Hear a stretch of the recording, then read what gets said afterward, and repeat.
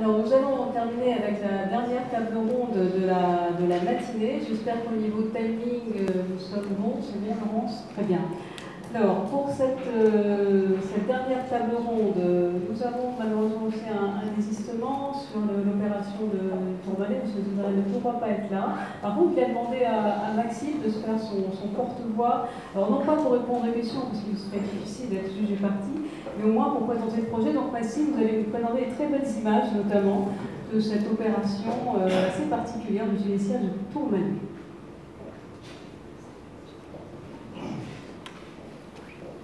Merci Viviane. Alors, donc effectivement, moi je viens en représentation du Grand Tourmalet parce que j'ai assisté à l'audit pilote. Donc c'est la raison pour laquelle du coup je connais évidemment pas leur niveau, leur projet, mais je vais pouvoir vous faire cette présentation. Monsieur Zouzaret devait venir et il s'excuse. Alors, donc les opérations pilotes menées par le Grand Tourmalet en fait sont deux télésièges de montagne. Donc là on est vraiment dans quelque chose de très très spécifique. Donc des télésièges qui s'appellent Piquette et Sapin, mais qui interviennent dans le cadre d'un projet beaucoup plus global, qui est le projet d'extension du Grand Tourmalet. Donc le Grand Tourmalet, pour ceux qui ne voient pas où c'est dans les Hautes-Pyrénées. Voilà, donc c'est sur 3 communes administratives, Barèges, Cers et Bagnères de Bigorre, donc avec des sites classés. Également, il y a des zones Natura 2000, enfin grand intérêt environnemental pour la biodiversité. Le site fait actuellement 220 hectares de mémoire et ils ont l'ambition d'ajouter 140 hectares, donc d'étendre quand même énormément leur domaine skiable. Donc ils passeraient à 360 hectares. C'est quand même un projet de grande ampleur. Et donc j'allais dire les deux télésièges et deux opérations pilotes des télésièges s'inscrivent dans le cadre de ce projet d'aménagement beaucoup plus global.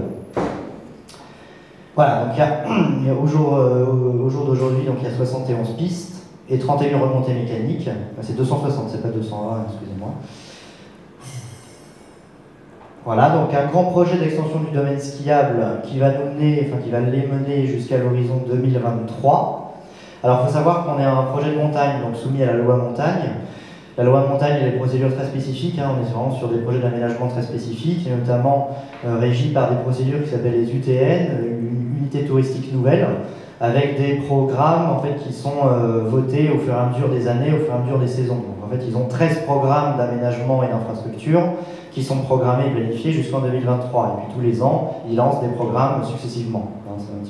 C'est vraiment très très spécifique, l'aménagement de montagne.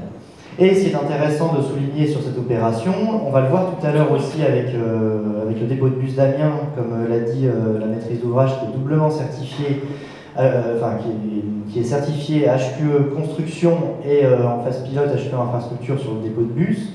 Là, on a une complémentarité également, puisque l'extension du domaine skiable, l'ensemble de l'extension du domaine skiable est en cours de certification HQE aménagement. Donc l'audit pilote HQE infrastructure sur ces deux télésièges a permis, là encore, de voir les convergences entre HQE aménagement et HQE infrastructure. Donc ils ont mené quelque part les deux de manière globale. Ils ont essayé de mutualiser ce qui pouvait être mutualisable, et il y a pas mal d'éléments qui sont finalement mutualisables entre les deux démarches. Alors, bon, juste un plan, ça c'est juste pour vous montrer un petit peu, bon c'est en petit, mais l'idée c'est, là on est sur une des vallées, donc sur le secteur Barèges, avec, vous voyez en orange, toutes les nouvelles pistes. Alors, on ne voit pas très bien, mais vous voyez quand même tous les nouveaux aménagements. En violet, ce sont les nouveaux télésièges, et en vert, ce sont les télésièges qui vont être démontés. Parce qu'en fait, le projet d'aménagement a la particularité qu'en fait, ils vont créer de nouveaux télésièges, mais en fait, ils vont en supprimer. Et ils vont en supprimer, voire même, ils vont en supprimer plus qu'ils ne vont en créer. C'est-à-dire c'est un des atouts aussi de leur projet, c'est que paradoxalement, le fait de créer de nouveaux téléskis va permettre d'en démonter d'autres et donc de redonner des vues sur la montagne. Voilà, donc en termes de paysage, ce projet-là a un fort potentiel et finalement améliore la vue depuis le fond de la vallée sur le haut de la montagne. Alors bon, là on va passer très rapidement voilà, des visuels des deux télésièges, on va pas s'attarder sur le dénivelé, etc. C'est juste pour avoir quelques visuels. Par contre, quelques réalisations techniques sur les deux télésièges. Moi, ce qui m'avait beaucoup intéressé pendant l'audit, c'était notamment tout le volet environnemental que je vais un peu plus détailler, notamment sur le paysage et l'impact sur la biodiversité, le milieu naturel et l'écosystème. Donc, comme je viens de vous le dire, en fait, la particularité de ce projet, c'est qu'ils en ont profité, ils ont supprimé énormément de télésièges obsolètes et ils sont en train d'en créer de nouveaux pour redonner des vues sur la montagne. Ils ont réfléchi avec leur équipe de maîtrise d'œuvre, qui est DCSA, au dimensionnement de la ligne, donc notamment à tout ce qui est vitesse et puis nombre de pylônes. Donc évidemment, plus on a de pylônes et plus c'est pas forcément très beau depuis la vallée. Donc ils ont vraiment optimisé cette réflexion. Et puis ils ont mené des techniques, alors donc, je ne suis pas spécialiste, hein, mais ils ont mené des techniques de génie écologique qui s'appellent le déplaquage-replaquage, qui en fait permettent une sorte de cicatrisation de la montagne, c'est-à-dire le projet va générer énormément de terrassement, donc va avoir un impact sur la montagne, et puis ensuite, par-dessus, quelque part, ils vont recréer la végétalisation après avoir terrassé. Donc, il y a les techniques de génie écologique qui existent, qu'ils ont utilisées sur ce projet. Donc, le paysage et les écosystèmes étaient vraiment un enjeu fort sur ce projet-là.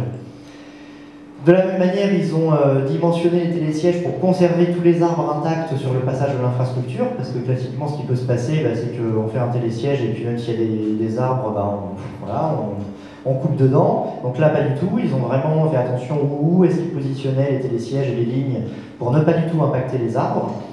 En termes de biodiversité, ils ont installé des dispositifs visualisateurs en fait, sur les câbles. Alors là, c'est pour les oiseaux. Parce qu'en montagne, le risque, c'est les oiseaux en fait, qui ne voient pas les lignes et puis qui les percutent. Donc, voilà. Donc ils ont installé des dispositifs visualisateurs, ça s'appelle des bird marks, voilà, et qui permettent, donc, en fait, ça permet aux oiseaux de repérer les lignes et de les éviter. Voilà. Ils ont également positionné les gares d'arrivée en fait, en soubassement pour que depuis en fait, le fond de la vallée, on ne voit pas les gares d'arrivée. Donc ils ont fait tout un travail voilà, d'amélioration, un travail sur le paysage de manière générale et sur la biodiversité. Deux autres exemples, sur la gestion de l'eau. Alors ils ont récupéré l'eau de pluie des toitures pour alimenter les WC des cabanes d'embarquement-débarquement. En montagne, pour ceux qui font du ski, souvent, il y a une toilette en haut des remontées mécaniques. Donc là, ils ont utilisé l'eau de pluie des toitures. Bon, comme on le fait maintenant en tertiaire, réutilisation de l'eau de pluie pour les sanitaires, c'est quelque chose d'assez qui est rentré dans les mœurs. En montagne, ils ont expérimenté cela. Quelque chose qu'ils n'ont pas fait, mais que la maîtrise d'œuvre nous a dit réfléchir aussi pour d'autres stations de montagne. Ça pourrait être aussi réutiliser les eaux de pluie pour les canons à neige. Et pour la neige de culture, la neige artificielle. Donc ils ne l'ont pas fait sur ce projet-là, mais c'est quelque chose qui peut se faire en montagne. Voilà. Au niveau de l'énergie, il y a toutes les réflexions de récupération d'énergie sur les câbles, et puis également lors du freinage du télésiège. Un élément important, c'est le choix du moteur du télésiège, à moindre consommation, donc ils ont réfléchi sur le choix du moteur, qui consomme moins. L'adaptation de la vitesse de la ligne lors des montées et descentes, va influer sur les économies d'énergie. Et puis en phase chantier, ils ont suivi la consommation de carburant des engins de chantier de manière assez précise. Voilà, donc, quelques exemples illustrés de réalisation technique sur les deux télésièges en termes environnementaux. Un petit également, je regarde l'heure, un petit exemple également sur l'engagement qualité de vie, sur l'adaptabilité de l'infrastructure, l'adaptabilité des lignes. Alors, il faut savoir qu'en montagne, par nature, un télésiège est démontable entièrement. Donc elle est complètement réversible par nature. Ce n'est pas le cas de toute infrastructure. Mais ils ont également réfléchi un peu plus loin. Ils ont anticipé le changement d'usage des cabines d'embarquement-débarquement. Le jour où on supprime la ligne, il reste la cabine d'arrivée et la cabine de départ. Elle peut peut-être servir à d'autres usages, devenir un restaurant par exemple. Voilà. Ils ont anticipé ça dès la conception. Au niveau de la piste, ils ont étudié la réversibilité de la piste pour que l'été, elle puisse servir à d'autres usages, donc notamment la randonnée, le pastoralisme, etc. Donc ça, en montagne, c'est des sujets importants aussi. Et ils ont anticipé en conception le fonctionnement de l'infrastructure pendant les 4 saisons, notamment l'été. Alors ce qui se pratique pas mal en montagne maintenant, c'est bon, l'hiver, les remontées servent pour le ski, et l'été, les remontées servent pour le VTT. Et on descend les pistes de ski, en fait, enfin, ça devient des pistes de VTT. Donc ça, c'est assez courant. Et donc là, ils l'ont également anticipé. Donc là, après, il faut dimensionner la ligne et l'infrastructure pour que ça soit possible, notamment des dispositifs d'accroche spécifiques pour permettre les VTT en été, les vitesses de débarquement aussi, hein, pour permettre de débarquer les vélos, etc. Donc ça, c'est des exemples qui peuvent être mis en place, qu'ils ont mis en place là sur le Grand Tourmalet. Voilà, alors je n'ai pas pu résister à vous montrer une photo prise du site en direct. Donc là, on a ici l'aspect fluvial de ce lieu et puis l'aspect montagnard du coup de ce projet. Voilà ce que je peux vous dire en quelques mots. Alors évidemment, voilà, je ne répondrai pas aux questions étant faisant partie de Certivea, mais voilà. Merci beaucoup Maxime pour cette présentation.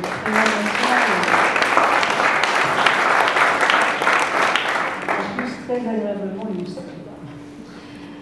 Alors, nous allons maintenant parler du dépôt de bus à Rivoli. Donc, ce projet de dépôt de bus qui s'inscrit, on l'a vu tout à l'heure, dans un projet plus large de bus à haut niveau de service.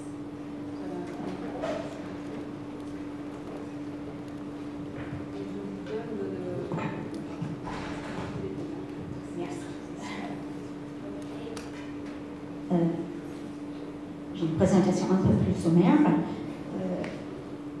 Donc, le projet qui a été présenté bien par Amiens Métropole avant, c'est pour le dépôt de bus, qui est en fait le site de maintenant, c'est au misage pour le BHNS, qui est l'infrastructure associée. Donc finalement, bien que ça s'insère dans un projet d'infrastructure linéaire, c'est un équipement. Et moi je travaille pour EDIS, nous sommes bureau d'études du corps technique et environnemental, et l'architecte c'est EDE, qui est aussi un paysagiste voilà. Je vais faire une marche avant. Voilà. Donc, c'est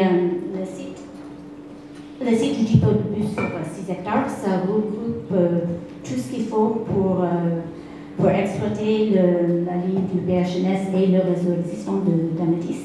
Donc, il y a une station de service, il y a une station de lavage, il y a presque 4400 mètres carrés d'ateliers de maintenance, en fait,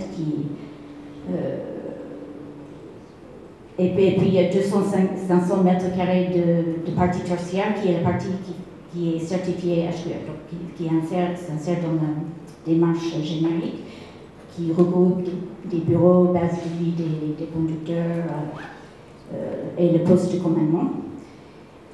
Et puis aussi, très important, c'est toute la partie remisage. Donc c'est pour toutes les lignes de bus, les bus articulés, les nouvelles lignes de BHNS et le stationnement des employés, visiteurs, voitures de service, tout ça. Et donc actuellement, il y a une grande partie qui est faite en électrique. Donc toutes les BHNS sont électriques. Donc il y a presque, pas tout à fait la moitié, mais presque la moitié des places de remisage sont en électrique, et il y a une politique de basculer vers tout électrique, je ne sais pas quand, à l'avenir. Et il y a des stations vélo, moto, etc. aussi. Je vais aller en avant. Par rapport aux points forts du projet, en fait, on va voir tout à l'heure avec des questions plus tôt, mais puisque ça fait partie d'une double démarche, en fait, on est à la fois on est progression pilote infrastructure, mais aussi une certification bâtiment tertiaire HQE. Donc en fait, ce projet-là, en fait, considère à plusieurs échelles. Donc les points forts du projet au niveau un peu macro, un peu stratégique, c'est la maîtrise foncière. Donc je pense qu'ils ont bien décrit un peu comment ça s'était géré, mais le fait de construire ce dépôt-bus suite à une étude de choix de site assez poussée a permis en fait de requalifier le site de dépôt-bus existant qui va faire partie d'un parc futur de logements et bureaux et qui est dans le centre-ville, donc c'est une foncière assez stratégique, et ce qui va être requalifié du coup pour les villes. Et puis le site du dépôt de bus, ce dépôt de bus, alors c'est en friche d'une zone d'activité, et actuellement c'est un site agricole, donc l'agriculture a été, peut-être je vais être plus bref, non, ça elle va être, a été relocalisé en fait sur un autre site, et les agriculteurs sur ce site à cette occasion en fait ont pu pérenniser des bails précaires, etc. Donc il y avait dans la durée, pendant très longtemps, un gros travail sur la maîtrise foncière finalement. Donc ça c'est pas quelque chose qu'on regarde très souvent pour les bâtiments certification HQE, mais en infrastructure, c'est vraiment primordial.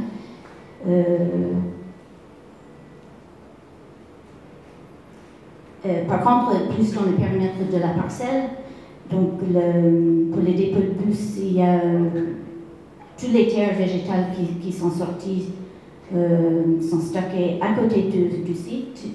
60% vont être réutilisés sur place ou sur la métropole en totalité. Et les eaux pluviales sont tous gérés sur place, donc ils sont réutilisés pour les lavages de bus. Un poste extrêmement impactant, donc presque 10 mètres cubes par jour d'eau utilisée, donc ça va être des eaux pluviales. Et aussi, le reste est infiltré, 100% infiltré sur place. Et à l'échelle du bâtiment, donc c'est un bâtiment bien, exemplaire, avec beaucoup d'attention pour les usagers. Il y a énormément d'attention pour les espaces conviviaux pour les conducteurs. Il y a des toitures végétalisées. Énergétiquement, c'est très performant. Lumière naturelle partout pour tout le monde. Un bon projet. Voilà. Et le bâtiment n'est pas climatisé. Très important. Voilà. Merci Amanda pour cette présentation. On voit effectivement, on devrait s'en voir un petit peu, on voit un peu toute l'intelligence du projet, pour reboucler avec l'introduction du vélo qui parlait des intelligences nécessaires au sein des territoires. Là, dans ce projet, vous avez mis beaucoup de solutions extrêmement pertinentes, innovantes. Qui donnent de la valeur. Alors, une des particularités, Maxime l'a souligné tout à l'heure, c'est que ce projet de bus, il est à la fois HQE bâtiment et puis HQE infrastructure. Ça recoupe un peu sur une des questions qui avait été posée tout à l'heure. Comment est-ce que les différentes certifications peuvent s'articuler pour répondre aux besoins, à l'état d'avancement et à l'interaction entre les différentes échelles du territoire? Votre expérience sur ce sujet?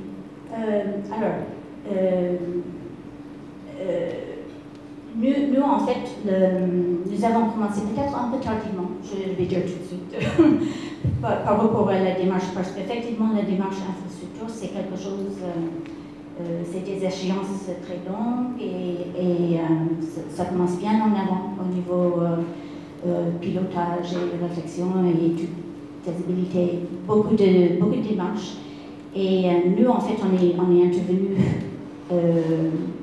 à peu près avec la conception, pendant les études de conception. Donc, en fait, cette première partie, on n'a pas vraiment participé ni en tant qu'AMO, ni en tant maîtrise d'œuvre, au moment où il y avait les grands choix un peu stratégiques. Donc, par contre,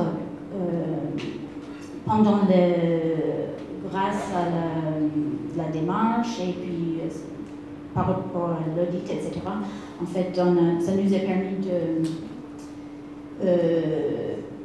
de se plonger un petit peu dans toutes les démarches qui ont été faites par la ville et c'était impressionnant. En fait, c'était par rapport à un bâtiment HQE bien, ça a vraiment rajouté un sens supplémentaire, je trouve, par rapport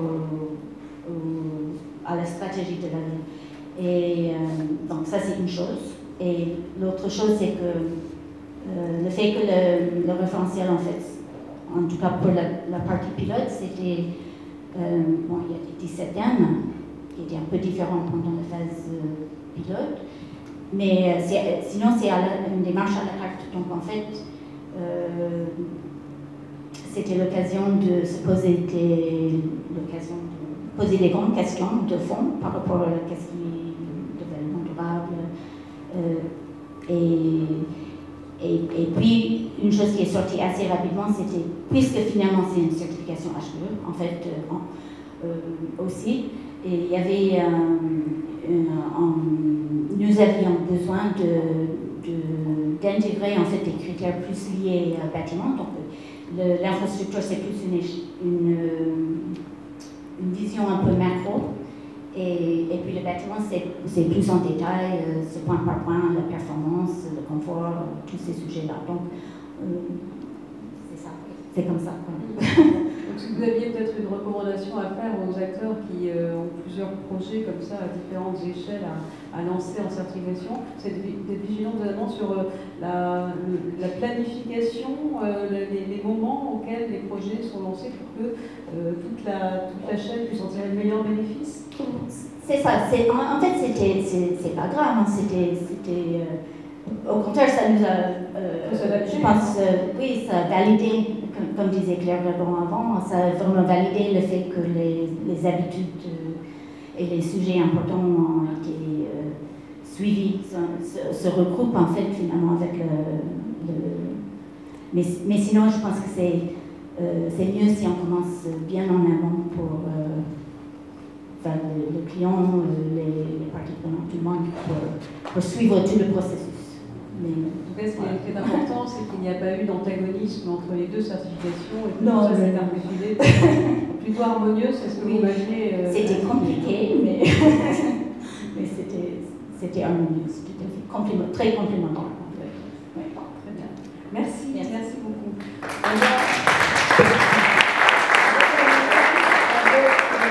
Le dernier projet, donc Nicolas Pfaff, si vous voulez venir nous rejoindre. Voilà, pour un projet un peu atypique, je veux dire un peu particulier. Donc, vous-même, vous avez un profil un peu atypique, donc je peux peut-être en dire quelques mots. Vous êtes ingénieur agronome, vous êtes également entrepreneur et vous avez fait un cursus notamment HEC Entreprises Innovantes. Et le fil directeur de votre parcours, c'est l'innovation et le développement durable, puisque vous avez également une activité de végétalisation de toitures pour des grands immobiliers. Et tout ça vous amène aujourd'hui à cette nouvelle génération de stations de lavage, vous avez baptisé Savonette. Ouais. Donc je vous laisse la parole pour nous la présenter. Bonjour à tous, bonjour à toutes. Je vais essayer de faire très rapide, parce que je pense que tout le monde a fait. Merci. Alors, effectivement, la première société dans laquelle j'étais associé, c'était Signature Construction. C'est une société où on végétalise le bâti, des gros ouvrages ou des petits ouvrages, des campus, aéroports, gares ou autres ouvrages en partenariat avec les grandes de la construction d'aujourd'hui, Eiffage, Bouygues et d'autres. Avec mon association, on a réfléchi à un autre projet derrière qu'on a nommé Savonette, donc un nom qui est relativement provocateur, en fait composé de deux noms finalement, le savon et l'aspect netteté, un lavage fait à partir d'un savon biodégradable. Et le net aussi rappelle l'effet de Internet, parce que les gens vont devoir payer sur Internet leur lavage. Donc je vais vous expliquer comment ça fonctionne. Alors nous, on est à l'échelle, pour L'aspect HQE infra, on est à l'échelle du micro. Une station fait 900 mètres carrés, donc je pense qu'on est l'un des plus petits, on est le plus petit projet en phase pilote, ça c'est certain. Et là, il y a une personne tout à l'heure qui parlait d'adaptabilité. Avec Maxime, on est en train de réfléchir à une notion où justement on voudrait agrandir avec cette notion de certification pour un parc. Parce qu'on notre process, c'est tout simplement un système de franchise. Les gens investissent chez nous sous forme de franchise, ça va être. Et à partir du moment où ils ont du foncier, puis on veut mailler au maximum le territoire français ou autres États. Donc pourquoi l'écologie ou pourquoi HQE Infra? Nous, on veut aussi donner de la valeur à notre projet et surtout encadrer et certifier tout ce process qu'on veut mettre en place à travers surtout une partie gestion de l'eau. On se focalise sur la gestion de l'eau, c'est-à-dire on vous propose un lavage uniquement en 30 litres d'eau et on vous promet l'efficacité. 30 litres d'eau, c'est 3 minutes de lavage. On veut aussi garantir la fluidité, avoir aucun impact en ville sur la voie publique à côté. Donc vous rentrez chez nous, vous accédez aux pistes et hop, vous sortez. Vous profitez d'autres périphériques, mais vous gênez en aucun cas la fluidité de la ville. Pourquoi aussi HQE? Parce qu'on veut faciliter l'acceptation, la validation des permis de construire auprès des collectivités territoriales. Donc ça, c'est un plus pour nous.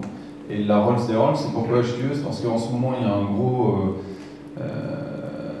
de ce monde du lavage, vous allez sûrement faire tous le plein chez eux aussi, qui s'intéressent potentiellement à notre projet. Et donc l'aspect HQE infra, c'est des choses que politiquement ils veulent aussi, tout cet aspect certification environnementale. Donc bon, il y a aussi de la stratégie derrière. Donc ouais, je reviens voilà, sur l'aspect investisseur. Je reviens aussi sur la partie gestion de l'eau, c'est-à-dire que nous, nos eaux sont dépolluées via des nous que vous voyez là, la partie en eau qui entoure la station, via de la phytoremédiation. Vous devez connaître, c'est dépolluer les eaux via les plantes, le système racinaire des plantes. Mais on ne garantit pas, les hydrocarbures sont captés dans des bourbeurs, mais le reste passe dans les nous et retourne dans les eaux usées, les eaux de la ville. Donc voilà pour l'instant ce que je peux vous dire. Donc ça c'est l'aspect purement, ça c'est pour vous représenter, voilà, vous avez 6 minutes, mais c'est du départ, c'est de l'entrée à la sortie, et le lavage est au milieu, on vous le garantit en 3 minutes. J'essaie de faire relativement vite, voilà. Et donc pourquoi HQE? Parce que ce qu'on veut, c'est que nous, c'est un système clé en main et on s'intègre au mieux dans le paysage local. Donc effectivement, quelle que soit la région dans laquelle on est, on s'adapte à travers une palette végétale indigène, et on veut aussi, en plus d'être HQE, avoir aucun impact sur la faune et la flore. Donc on cherche à aller plus loin, et sur l'aspect faune, c'est-à-dire devenir peut-être refuge LPO. Refuge LPO, c'est Ligue de protection des oiseaux. Donc après, aller plus loin dans la démarche et la pousser jusqu'au bout. C'est pour ça qu'on cherche vraiment cette certification.